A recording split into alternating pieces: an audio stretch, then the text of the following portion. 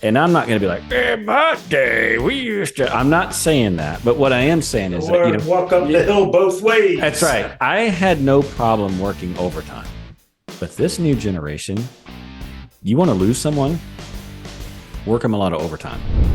This is the PMP Industry Insider Podcast.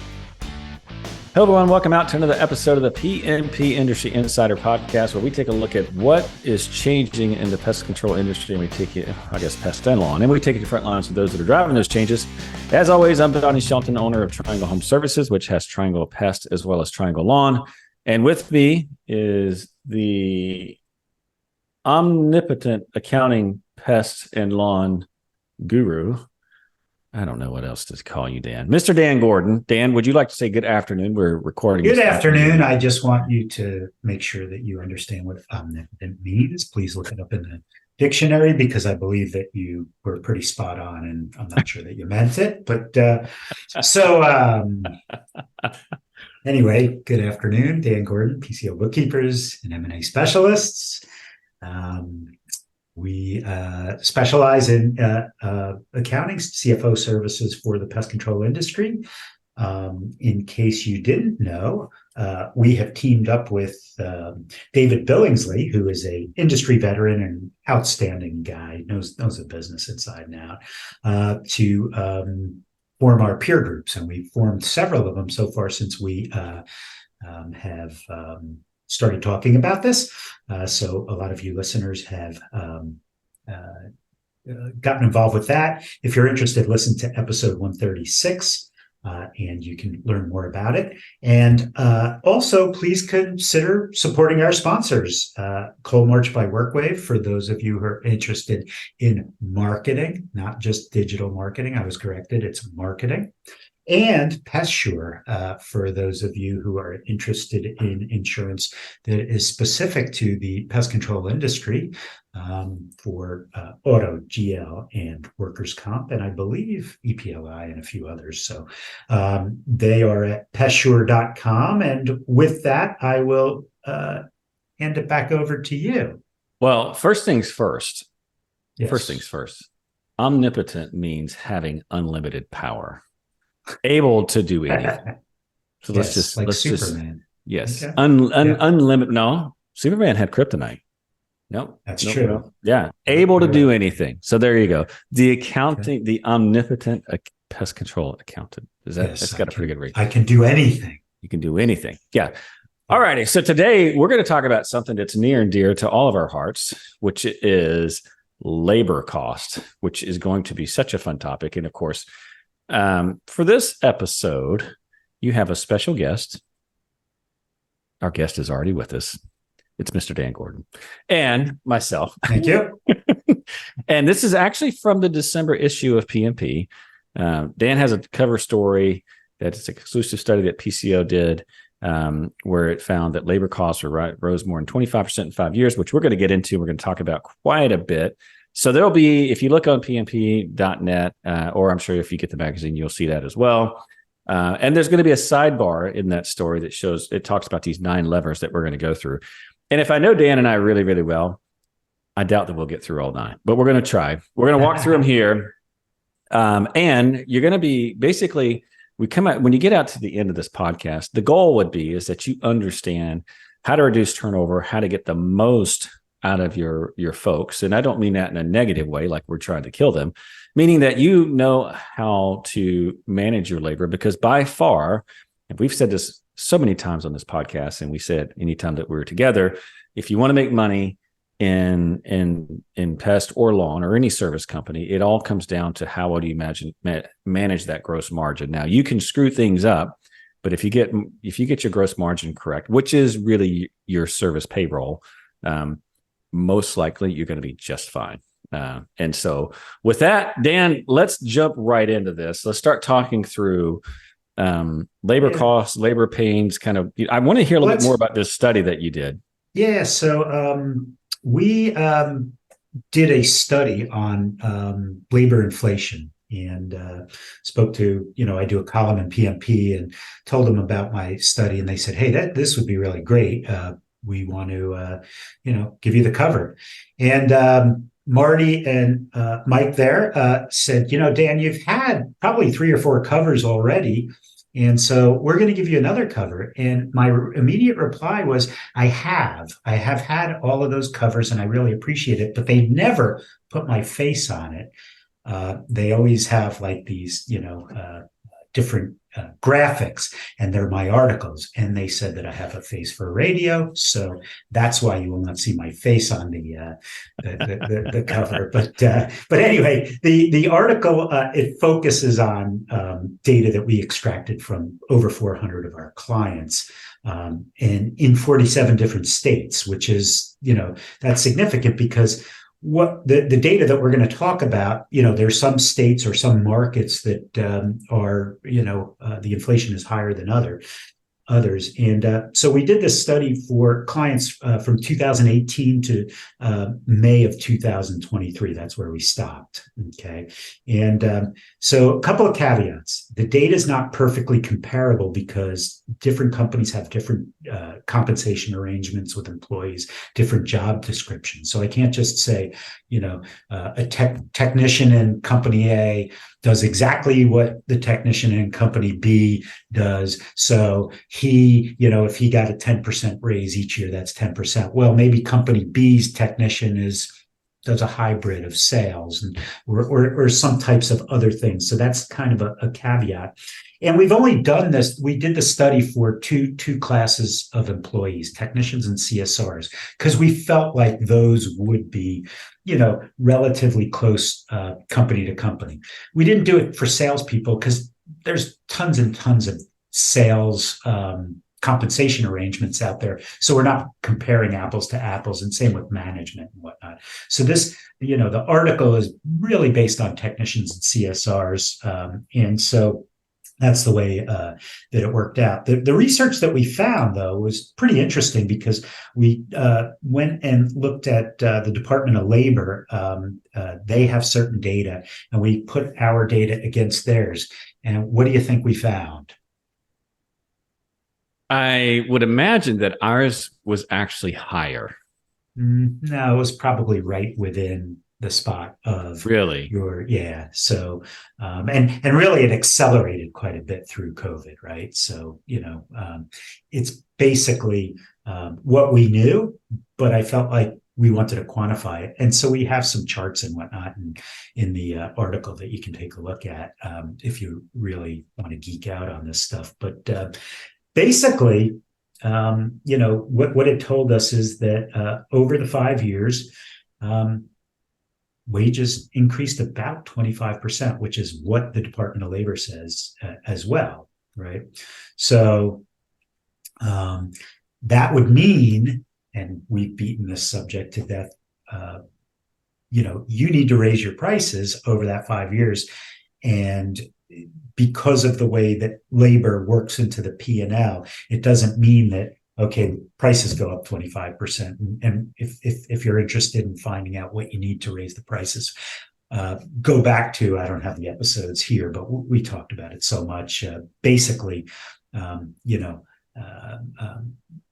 labor fits in, technician labor is, all in should be around 25% with payroll taxes and burden and whatnot, maybe sometimes a little bit more.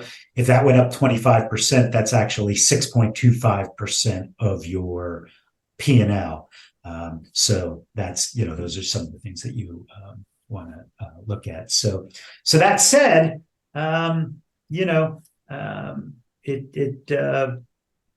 we basically one of the things that I was asked to write about, which is not part of the study, the actual nuts and bolts in the data, is certain levers to control labor costs, and we have lots of clients to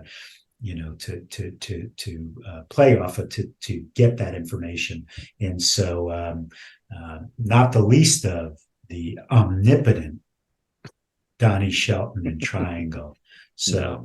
At this point, we could talk about some of those levers, and there are 9 levers, and they're in the article. But I will let you start out first. Hire the right people. Let's talk about that. So before we get into hire the right people, I do want to make a couple of comments about what you talked about with the numbers, and this is more for our listeners than probably you and I. But number one, I've mentioned this on several podcasts. I just have to mention it again because every time we get on this topic, I just keep coming back to this article about Bill Connerly that's on Forbes.com, where he talks about, you can say we're not in a recession. We are in a recession. I don't really care. It doesn't really matter. I can tell you I'm more concerned about the microeconomy than I am the macroeconomy, because that's what affects my business. The microeconomy is this. Here's the reality. There are not enough workers to fill frontline positions, and you are going to pay more for labor. It's not going to go down, and it's not going to get better. Now, that's not doom and gloom. That's just reality. There's simply not as many people in the workforce, nor will there be for the next probably 15 to 20 years. There's research on this. You have a lot of baby boomers that are retiring. They're wanting service. There's not enough people to backfill that population. So it is a numbers game of number of people. Like, that's the very first thing, right? So there's that piece of it. Like, labor is not going to come down, and also labor bodies are not going to go up. So this is going to be a long-term problem, and I should say a long-term issue that you're going to need to deal with. And you're going to have to really think this through, because we had a real inflection point at Triangle when it came to this. I mean, you're talking about doing price increases. All in net total, we raised prices 3 times, 10% each time. And it's a total of 30% price increase. And it has put us in a good position. Now, how about the prior? So over 5 years, what do you think you did? Oh, you mean price increase wise? Yeah. Maybe 5%. Maybe. Okay. Right. It just, you're a little ahead of the curve. Here's an interesting one. I don't have data on this, but we're in the M&A business, and we get a lot of potential clients or clients who want to sell their businesses. Usually up until a couple of years ago, it's like, oh yeah, I want to get the most money because valuations are up. What people are saying now, a lot of people are, I can't stand it anymore. I can't deal with this anymore. I got to get out. Well, that's getting worse and worse. The valuation is one thing, but yeah. And the point I wanted to make here is that, listen, I'm a dirty capitalist just like everyone else, but I certainly don't want to screw people. But legitimately, I was in a position as a business owner. We can't, our labor costs are going up dramatically, especially, at least in the Raleigh market, where it's going gangbusters right now. And it's that way in Charlotte and Houston. I'm sure it's like that everywhere. But the fact of the matter is that labor was going up way, way high. And so I have a decision to make as a business owner. How long am I going to go unable to really keep enough people in the seats, keeping the prices where I'm at, getting pinched? Or do I just say, screw it? You know what? If I raise prices and I lose 20% of my customer base, I'm doing less. That takes the pressure off to having to hire more people. I'm going to make the same amount, if not more money. That's option 2 is the way I went. Now, we didn't lose 20% of our customer base. We did take a hit, more so than what we've taken in the past on a price increase. But the fact of the matter is, you got to stand back and really look at your labor and look at your capability and be like, look, maybe this is what we should do. And so anyway, I just want to talk about those numbers because it is a huge challenge. And fundamentally, as a business owner, it doesn't hurt for you to step back for a moment and not, of course we all have fear, but doing less, making the same, needing less people, and still making the same amount of money. Those are things to really, really consider. Yeah. So now let's get back on. The interesting thing, though, you watch the news and they talk about inflation being up and whatnot, and everybody knows that it's up, but you just described something that every business person goes through, right? Yeah, inflation's up, but you have to make the decision to raise those prices like all of your other business people. And that's why the inflation happened. And it's an emotional decision. It's oh, shoot, what if I do raise it and I lose 20%? That's, and so that's, that's why people are uneasy. So, yeah. So let's talk about hiring the right people. And, I laugh when I look at this because I don't know anyone that's perfect at this. We have certainly employed strategies over the years, and we've gotten better at doing this. And even more so recently, we've gotten better at doing this. But the reality of it is that whatever you can do and anything that you can do on the front side of making sure that you get the right person, obviously is going to be a much better long-term fit. And I know this sounds so elementary, but just a few tools that you might want to think about as you're doing this. If you've listened to the podcast for any amount of time, you know that I run Triangle on EOS. EOS recommends it's not a software, but it's essentially like it's not even a personality test. They recommend what's called a Kolbe, and you can profile. Kolbe's nothing more. And by the way, you can share Kolbe numbers. It's approved by the Department of Labor. You're not going to have you can even make, decisions based on it. Like you need to do your research on Kolbe. It is absolutely, it's been vetted. You have a lot more leeway than you do on some of these personality and psychological profiles that you can do. But the fact of the matter is that Kolbe's nothing more than a measure of what people, how they naturally work.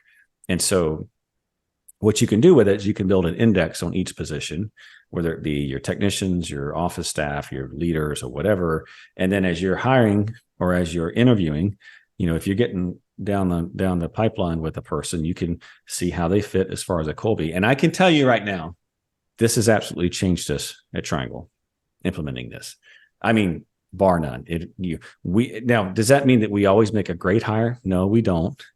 But by far, I mean, I wish I had data that I could share. All I can tell you is sitting in my seat, since we put this in, I am a huge fan of it. Every position at Triangle has a Kolbe index on it. And we are big fans of it just because it has changed our culture and it's changed how well we're hiring folks. And so, it's like most things, right? They say in real estate, the profit's made on the purchase.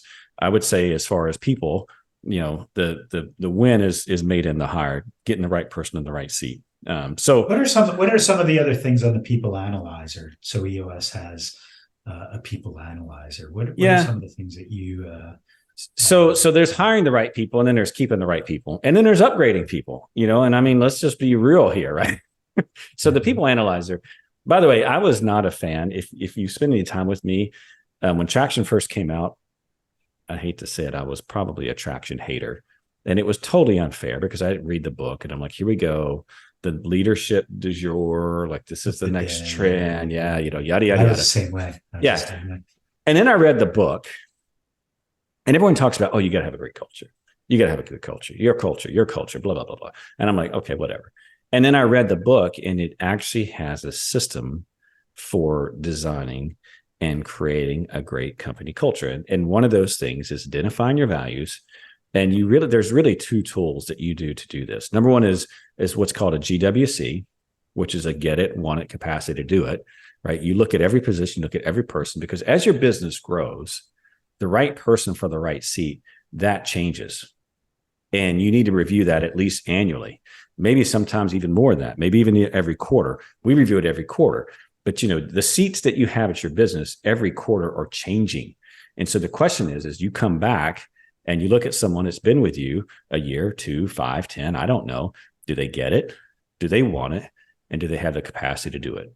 And the reality of it is that, if you're really, really disciplined about doing that, that's going to drive your hiring and firing and turnover decisions.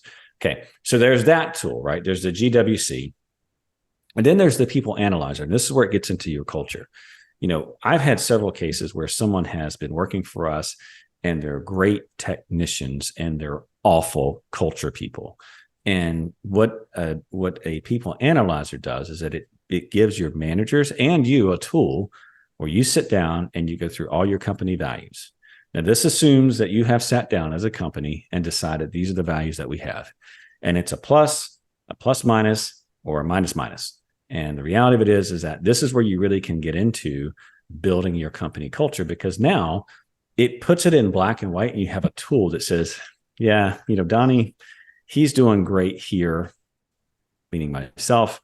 And then from there, if I'm not making it on 3 or 4 values, but I'm not really building the culture. So it's probably time for us to part ways. Doesn't need to be ugly, doesn't need to be gross. But the fact is that if you don't, I tell people all the time in our business, we are all different. I love diversity. I love that we're all different, but we're not different when it comes to values. That's the thing that connects us all. And that's the thing that we're all the same on it. So when it comes to hiring right people, right, that's an ongoing process. And I think probably not only hire the right people, keep the right people. So, Well, and no, upgrade the ones that don't, Yeah, no, it's hard. Sometimes you need 10 people and only 8 people show up. So what do you do? Right. Right.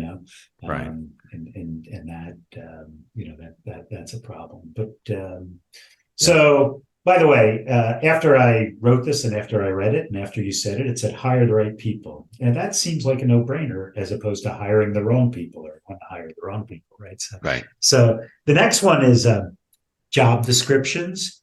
And I have a funny little story about job descriptions. I had a client who, when we were younger, he was telling me the story about how his dad started the company. His dad was this rough, tough guy. And, it was, probably the type of culture that wouldn't go over well today. And so this guy, came back from business school and wrote up job descriptions and said to his dad, here, take a look at these. And his dad looked at them and everything. And he says, very good, son. Just one more thing I would add to each one of them. And he said, what's that? And he goes, and any other damn thing I would tell you to do. Oh boy. So, yeah. Anyway, job descriptions. It's kind of you excel or you fire yourself when you have a job description, because it's very easy for me to say, okay, on your job description, you're supposed to do these 10 or 12 things, and you've only done 4 of them or 6 of them or whatnot, or you've done all 12 and you've really excelled and we're really happy with you, right? So job descriptions are really important, as opposed to, saying to the guy, you should have known to do that. You should have. No, that's not the way you do it. So I have a lot of opinions on this one, Dan. I'm going to try to keep it to 5 minutes if I can. Okay. So first of all, let's talk about job descriptions. So in the US, they have this whole idea of accountability chart. And by the way, I'm not some EOS guru here. It's just where my brain's at. It's what we do now. And it's kind of like we talk. We do it as well. So I call it EOS-anese. So I'm like, talking tractionese, but yeah. So the reality of it is that when you think about a job description, these things are frustrating. And for the most part, I would say 95% of them are useless. I mean, completely useless. And the reason is because they're broad, they're generic. You could look at it. It's like when if you're going to reward someone or you want to change the behavior of someone, the worst thing you can do is be broad and generic, because now the person doesn't understand or know the positive behavior that they really need to perform or the negative behavior that they didn't do right. Like if you say, well, you always forget something or you don't own stuff. Well, that's not very helpful and it's not very actual. And I don't like job descriptions because, at the end of the day, what you need to understand is like, okay, I have a business and here's what has to happen in this business. And then once you get that clear, what has to happen in the business. Now, here is a person or the position that is accountable to make this specific piece of the business work. Okay. Now, once you have that, like what I don't like about them is I almost feel like they're a bait and switch for people when they are hired. One of the things that I really try to work on at Triangle is continuity. So when someone comes in, there's a really clear, and we call them position agreements. We don't call them job descriptions. We have an accountability chart that shows what the position is accountable to, like what are they accountable for? Like this position, for example, for a technician, it's customer experience, it's route completion. It's, there's 5 or 6 different, but no more than that. And so they come in, their position agreement says that. All the reporting that we give to them are those, how are they doing in those accountabilities? Then when they come in to have their review once a year or once a quarter, it's all about those accountabilities. And the training program is designed around those accountabilities. And so there's continuity between every tool that's management's using, and it's clear and simple. These job descriptions. Sounds like a job description to me. It's just that you take it, that everything is around it. I mean, that's exactly what you're doing. Right? A job description, though, I guess the thing of it is that the piece that I think a lot of people miss is tying that to a real accountability and designing all of your systems around that accountability. not Yeah, around if you have a broad, job description, I give it to you, stick it in the closet, and we never visit it again. Then forget it. right. The job description holds you accountable to what you're supposed to do, and whether that last thing in your got it, want it, have the capacity to do it. Right? Listen, I played baseball in high school. I wanted to play baseball, but I'm not in the pros. Never did make the pros, right? I just Didn't have the capacity. Didn't have the capacity, right? So, well, the goal out of all of this is that, focus, right? I mean, the reality of it is like, you don't want some disjointed system where you have a job description that says one thing, the reporting is something different, the review is something completely different out of that. And then out of all, I mean, so nothing is really, there's nothing really that has continuity.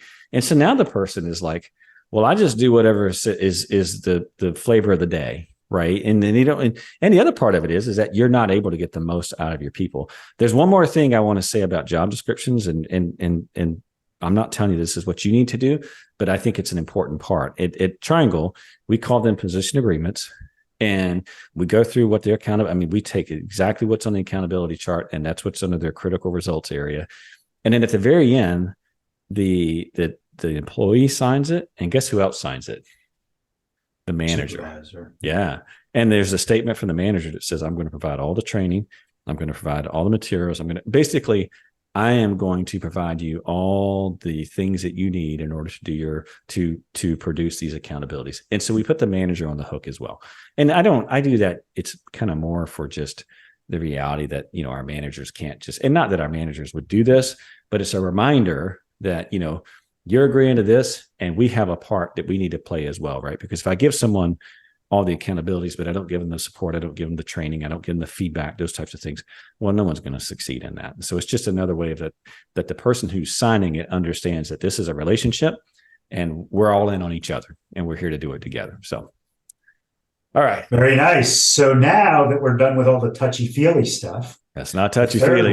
The third one is my favorite.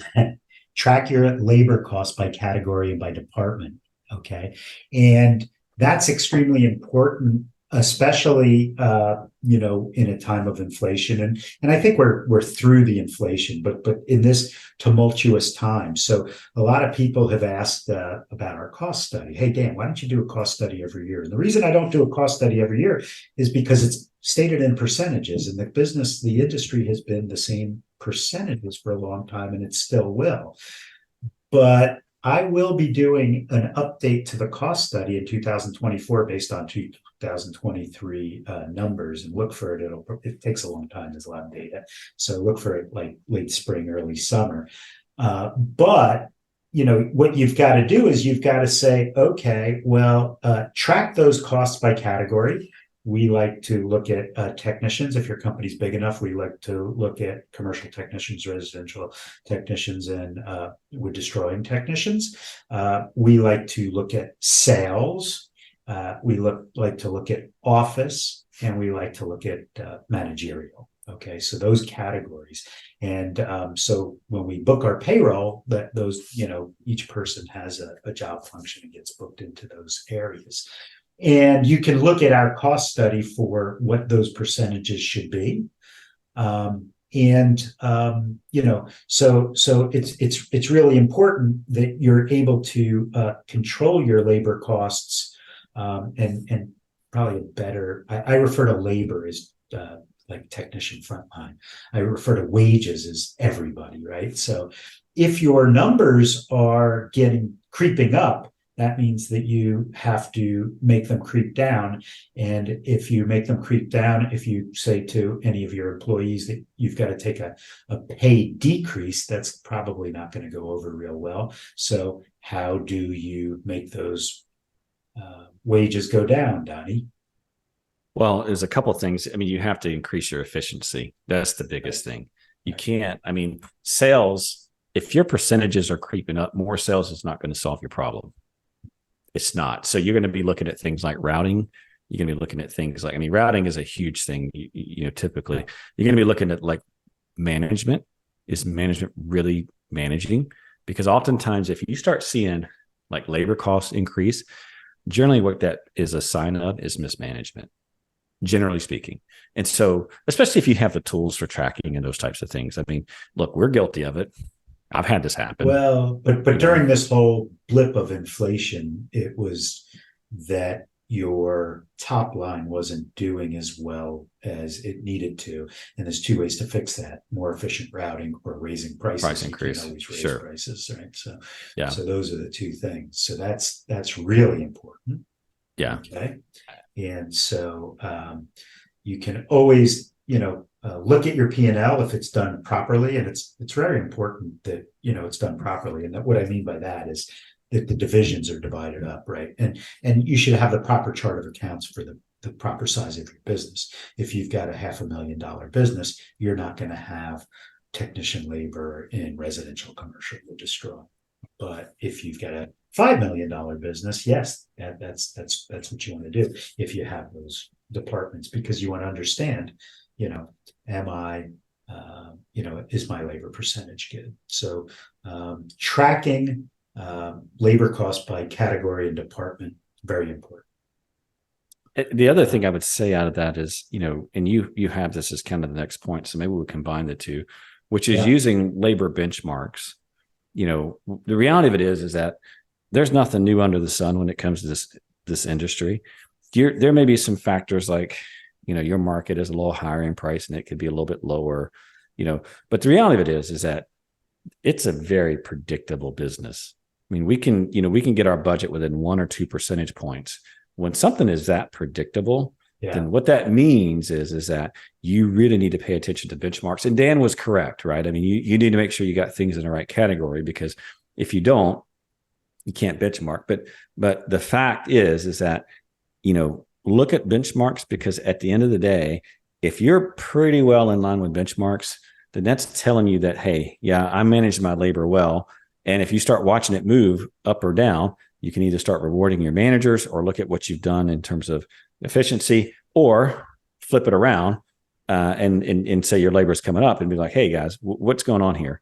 And again, it's also a good point to bring into your managers if you have managers that work for you, because now you can say, look, this is not normal. Because sometimes people get this thing like, well, there's nothing we can do. And you're like, no, actually, take a look at this benchmark study, right? There's lots of companies who are able to pull this off. So we need to sit down and figure it out. So anyway, that's kind of my thought on that. There is one thing I want to talk about here real quick that's on this list, but it's going to require us to skip a few. Are you okay with that? Yeah. Down here at number 9, you've got... He's all the way at 9. We'll come back because it's an important point. And it's kind of like, I agree with it, and I also want to add to it. And I think a lot of people miss this. I have a question for you before you stop. This thumb keeps coming up on my screen. How do you do that? I don't. You know what's funny? For people watching on YouTube, I tried to do it by doing that. So like if you do this, sometimes it does it. I don't know. Who knows? I had it happen on a meeting the other day, and it was really awkward because it wasn't one of those thumbs up meetings. So who knows? But so we're firing everybody. Yeah, exactly. You got to be careful with that one. But I want to talk through this number 9. It says create a culture of appreciation, and I do agree with that. And I want to talk about this a little bit because I think it's one of the critical things that you're talking about. What are your 9 things that it's going to help you reduce employee turnover and create a more positive work environment and really get these under control. The big thing that you really need to pay attention to is how do people behave at your company. Some people call that culture, some people call it whatever, but I want to tell it I actually want to cover this topic by telling a story. So when I was in the military, I was in a reserve unit my last, 13, 14 years. And, they take people that old? They do. They do. Oh, yeah. I'm an old guy. There's no doubt about it. But are you familiar with the civil service, Dan? Are you familiar with civil service and like what that is? Explain it. I think I do, but I don't want to get Okay, so these are people who work in the military. Who are support people for the military. Yeah, who are civilians, right? So these are government jobs. Yeah. You could literally go in and shoot someone and put them in a body bag, and you're not going to get fired from these jobs. It's just ridiculous. Like, I mean, it is unreal what you can get away with once you get one of these government jobs. And by the way, no disrespect to all of our civil servants out there. There are some who are good, but I'm just telling you, that's how it works in the military. And what's so funny is that since it's so hard and so bureaucratic to fire someone in the military, I shouldn't say in the military, in civil service, what would happen is someone would really suck and they just get bounced around. They get moved to different areas. And so they'd come in and, some boss would be like, my gosh, this person really sucks. And they would move them to somewhere else because they couldn't fire them. Right. So, so take that. And then, I came from the aviation side of training. When you go through Air Force training, I'm sure it's like this for any job, but the culture in like aviation is like, it's intense. Their job is to make you in the top 1%. And their job is also to weed out anyone that's not going to perform at a very high level. So here you are, you're coming out of training, your level of accountability is way high, right? And what's expected of you is way high. And, AATC has done their job. They have produced, in our case, a pilot or a boom operator or whatever, an air guy that is just going, right? And they're super motivated. And so I saw this, I called it becoming the institutional man, because it absolutely was a thing. And I don't know if it was because I was a business owner and I just saw it, but it was a thing in our squadron. So you have a guy to come in and they would just be killing it.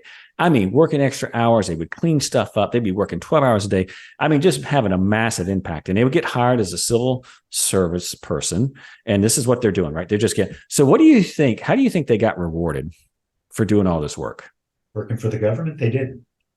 Well, they did. They got more work. That's how they got rewarded. Because finally now there's someone in the office who's actually working, and they're like, "Oh gosh, I can give it to."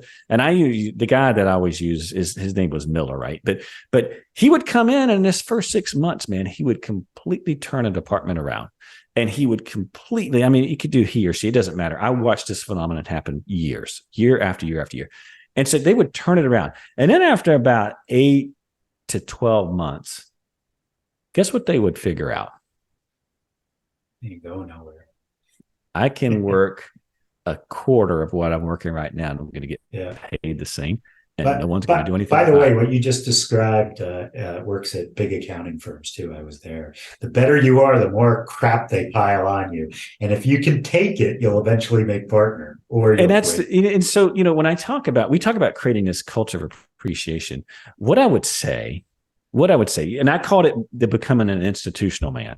And it was kind of a joke, right? I mean, before I left, I had a group of friends that had been, in a reserve unit, you don't really move around like you do in active duty. And so I had a group of friends that are probably about 10, and we'd be talking about what was happening. I'm like, oh, that person, they're an institutional man now, or an institutional woman now, meaning that their performance dropped off like a freaking cliff, because eventually what would happen is they would start behaving like the organization. They were so different. They came from behaving from what was expected of them in training, and which was like, you're all in and you're going. And they came to an organization where the behavior was totally different. And so I say all that to say this: when we talk about create a culture of appreciation, it's created a culture of appreciation and performance. You need to pay attention to, what do you expect of your people? What is my culture really like? Is when, because I can certainly take someone who is an absolute great fit and turn them into a problem person because they behave. That's the way my organization behaves. And so you need to pay attention to organizational behavior, culture, whatever you want to call it. That's a real big thing. And I think a lot of folks don't pay attention to that. And it's one of the most key things that you absolutely could, because you could be great at recruiting. You could be great at getting Colbys and hiring the right people and still screw it up. So just something to think about. So, all right, I'm off my soapbox now. I wanted to cover that point. You went from, I don't even know what number we were at, to the last one, but there is one other, and we are starting to run out of time. It's not as dramatic as you. Well, I don't think it'll be as emotionally charged, but did you hear Donnie last week on the AI episode? Gosh! Oh my God! He was so. I just kind of he was all wound up and just let him go.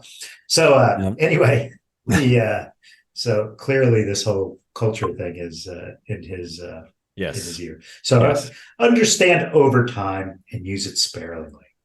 So when I say understand it, overtime is not a bad thing if you're making money or doing, if there's productivity that's coming out of it. Overtime can be a real good thing because you're getting, if I'm selling, my service at $100 and my guys make 20 and now I got to pay them 30, I'm still doing okay, right? But you've got to understand that there's also a break point. There's two things, right? So does that mean that if I have 80 hours of work, I should have one guy working 40 hours of overtime? No, there's at a point you've got to break it into two, which will add costs, right? Because now you've got to add a truck, uniforms, benefits, everything else of that second guy. But you've got to understand, overtime, and overtime is like a rubber band, right? It stretches and it comes back. But if it just stretches and stays stretched, that's when you got to think about, okay, well, I need another guy or another girl, whatever. And so you've got to understand overtime, and don't always think that overtime is a bad thing, but you've got to manage it properly. Well, the other thing I would add to overtime is, look, you look at what's coming into the workforce. I mean, it's not even millennials anymore. They're in, right, dude? So now we're in Gen Z. And you see this, it started with millennials and it's even more prevalent with Gen Z. And I'm not saying it's a bad thing. And I'm not saying it's a good thing, but I am saying it's a thing. And what it's a thing is, and I'm not going to be like, in my day, we used to, I'm not saying that. But what I am saying is that, walk up the hill both ways. That's right. I had no problem working overtime. In fact, I worked a lot of overtime back in the day when I was an aircraft mechanic, and that's what I did. I figured out about 55 hours is where taxes didn't make any sense anymore. So I really didn't like working over 55, 60 hours when I did overtime. But this new generation, you want to lose someone, work them a lot of overtime. Like, you really need to think that through. I mean, it has went from, like, in my generation, and I sound like an old fart right now. Oh my God. Because I am. Yes, like I know. So, but it was all about the money. And what I'm telling you, that has been supplanted now with, it's all about time. And so what I would say to this is, obviously there's the financial piece of understanding your overtime. And, sometimes overtime is a bunch of BS. How much time are they spending around the office in the morning? Are they really spending an hour? Like, you think about an hour in the morning, like, they're all with hanging out and that's really good for my culture. Well, if they're turning in 60 hours of overtime, 20 hours of overtime, that means 5 of those hours are freaking BS hours that you probably shouldn't be paying for. Right. And that's expensive hours. But the other piece of this, which is kind of the hidden cost, which is, if you work the newer generation a ton of overtime, you will lose them. You absolutely will lose them, because I will tell you that their time is more important than their money. That is something I have seen over and over. And this is not just in my business. It's, I talk to folks. It is just, you have to understand the value system. Again, I'm not saying it's right or wrong. It doesn't really matter. I'm just telling you that it's a thing and you need to pay attention to it. So. Well, and so anybody who also thinks that if they pay a percentage of route, that they skirt that and whatnot, there are certain rules in doing the calculation of, that outside sales exemption that allows you to do that. So, and that's kind of beyond the scope of this podcast. But that's a whole podcast in of itself. Yeah, right. Just make sure you're tracking time. Right. So don't think that, oh, well, I pay my guys a percentage of route, so that last point doesn't, is not relevant to me. It is. It's relevant to everyone.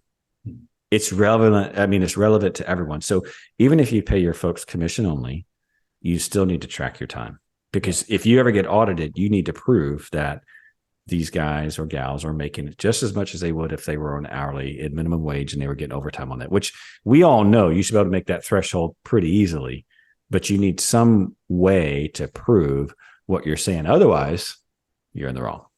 So just something to pay attention to. Okay, you got one last thing on here. I think we got like 3 minutes. I do think that we need to cover it, though, which is number 8. Conduct exit interviews. Absolutely. And do that with your customers as well. but get feedback from employees who are leaving your company. Use the feedback to identify areas where you can improve your company culture, retention efforts. That's the key. Is by the way, if you can, employee retention is probably the single most thing that you can do to reduce employee costs, right? Absolutely. So you don't want a revolving door. So go ahead. Yeah. I was going to say, so I want to talk a little bit about this.